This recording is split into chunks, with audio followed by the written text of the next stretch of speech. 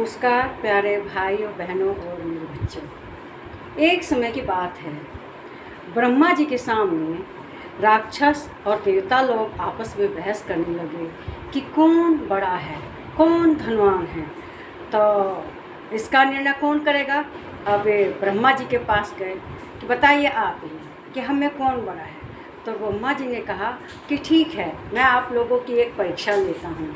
मैं मंत्र पढ़कर तुम पर पानी छोड़ता हूँ, पानी छिड़कता हूँ कि तुम्हारे हाथ मतलब कोहनी से आगे न मुड़ पाएँ, बस सीधे रहें एकदम। तो उन्होंने कहा कि ठीक है, हम तैयार हैं। ब्रह्मा जी ने जल लिया और उस पर मंत्र पढ़ के देवताओं और राक्षसों के ऊपर छिड़क दिया। तो आप दोनों के हाथ कोहनी पे से मुड़ने बंद हो गए। फिर उन्हें एक दावत दी, दोनों को अलग अलग बैठाया दावत में, एक स्थान पर देवताओं को और एक स्थान पर राक्षसों को। तो जब हाथ कोहनी पे से नहीं मुड़ पाए तो वे सोचने लगे कैसे क्या करें। अब राक्षस लोग तो अपना हाथ ले ही नहीं जा पाते थे, और ले भी जाते थे तो इधर उधर कपड़े पर गिर जाता था खाना, और इस तरह से न पानी पी पाए और न खाना खा पाए, भूखे ही उठ गए। इधर देवताओं की तो हमेशा दूसरे के हित में सोचने की नियत होती, हमेशा दूसरा, तो वे दूसरे को ही खिलाते, तो उनका हाथ आराम से दूसरे के मुंह में चला जाता और खाना दूसरे को खूब पेट भर के छिका के खाया, क्योंकि वो दूसरे का परोपकार में, दूसरे के काम में लगे हुए थे। तो वे उन्होंने खूब पेट भर खाना खाया, एक दूसरे को जल भी पिलाया और उनका खूब मन तृप्त हो गया खा के।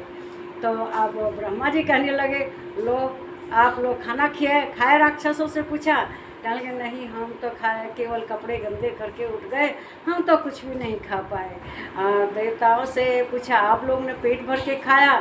तो देवता कहे, हाँ जी, हमें तो एकदम तृप्ति हो गई, पेट भर खाना खाया, और हमने एक दूसरे के मुंह में हाथ से खिलाया और जल पिलाया, इससे उनका पेट भर गया और पानी भी पी लिए, मन तृप्त हो गया। तो ब्रह्मा जी ने कहा कि देखो, तुम लोग खाने में तो हार गए, अब देखो एक परीक्षा हो लेता हूँ। देखो, ये सोने की मोहरों की माला है, इस माला को जो ज़्यादा पहनेगा सोना वही ज़्यादा प्राप्त कर लेगा। तो उन्होंने मंत्र पढ़ रखा था और उन्हें ये अलग अलग स्थान पर बैठा दिया फिर से, और कहे कि ठीक है, देखते हैं कौन कितनी माला पहन के आता है। तो देवताओं एक दूसरे का सम्मान करने की आदत है, उन्होंने खूब एक दूसरे की सोने की मोहरों की माला जी भर के पहनाई, खूब माला पहनाई, और माला का गला में ढेर लग गया। और इधर राक्षस लोग, उनके तो हाथ कहना मुड़ ही नहीं पा रहे थे और सीधे थे, और वे दूसरे के बारे में कुछ सोचते नहीं थे। अपनी माला गले में माला डालें तो कैसे डालें, हाथ मुड़ ही नहीं रहा था, तो वे बिना माला के नंगे गले चले आए। तो ब्रह्मा जी ने कहा कि देखो देवता लोग तुमसे ज़्यादा धनी भी हो गए, खूब सोने की मोहर की माला पहन के आए हैं। इसीलिए जीवन में जो दूसरे के बारे में सोचता है, दूसरे के परोपकार करता है, तो वह हर तरह से तृप्त होता है।